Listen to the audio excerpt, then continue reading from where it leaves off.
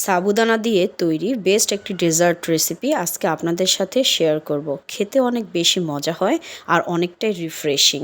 আমি এটা যেদিন তৈরি করি সেদিন এই ডেজার্টটি একটু বেশি করে বানিয়ে নিই, যাতে অতিথি আপ্যায়নে হুট করে দেওয়া যায়। তো চলুন রেসিপিটি দেখে নেওয়া যাক। রেসিপিটি তৈরির জন্য এখানে আমি 2 কাপ পরিমাণ সাবুদানা নিয়েছি এবং সাবুদানাগুলো এখন আমি একটু পানির সাহায্যে ভিজিয়ে নেব। সাবুদানাটি পানি দেওয়া হয়ে গেলে আমরা 2 ঘন্টা এটাকে রেস্টে রেখে দেব, যাতে সাবুদানাগুলো অনেকটাই ফুলে ওঠে। দেখুন 2 ঘন্টা পর সাবুদানাগুলো ফুলে প্রায় দ্বিগুণ হয়ে গেছে। এখন আমি একটি প্যান নিয়ে নিব এবং প্যানের ভেতরে সামান্য পরিমাণে পানি দিয়ে দেব। পানি দেওয়া হয়ে গেলে তার ভেতরে আমি একটি স্টিলের বাটি, যদি আপনাদের ঘরে কোনো স্ট্রেমার থাকে তাহলে তার ভেতরে সাবুদানাগুলো এভাবে করে ঢেলে নেবেন।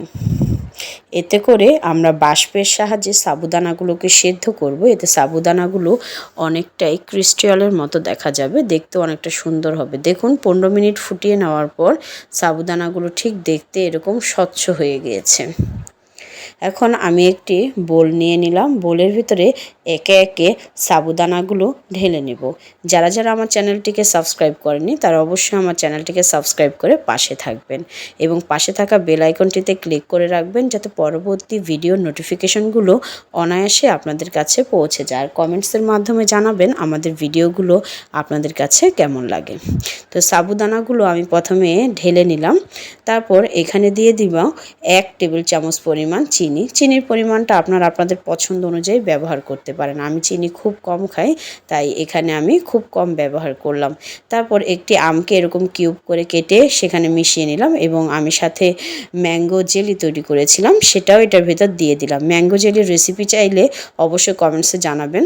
তারপর এখানে আমি গুঁড়া দুধ দিয়ে দিলাম 2 প্যাকেট। এটা 2 প্যাকেটে প্রায় 2.5 টেবিল চামচের মতো গুঁড়ো দুধ হবে, চাইলে আপনারা সেগুলো ব্যবহার করলেও হবে। তারপর এখানে আমি আধা কেজি পরিমাণ তরল দুধকে জাল দিয়ে 250 গ্রাম তৈরি করেছিলাম। এখন সেগুলোকে ভালো করে নেড়েচেড়ে মিশিয়ে নেব। দেখুন কত সহজে একটি সুন্দর রেসিপি তৈরি হয়ে গেল। অতিথি আপ্যায়নে হুট করে চাইলে আপনারা এগুলো পরিবেশন করতে পারেন, আর যে খাবে সেই আপনার প্রশংসা করতে বাধ্য হবে। মাঝে মাঝে এরকম ঠান্ডা ডেজার্ট খেতে অনেক ভালো লাগে। ধন্যবাদ সবাইকে।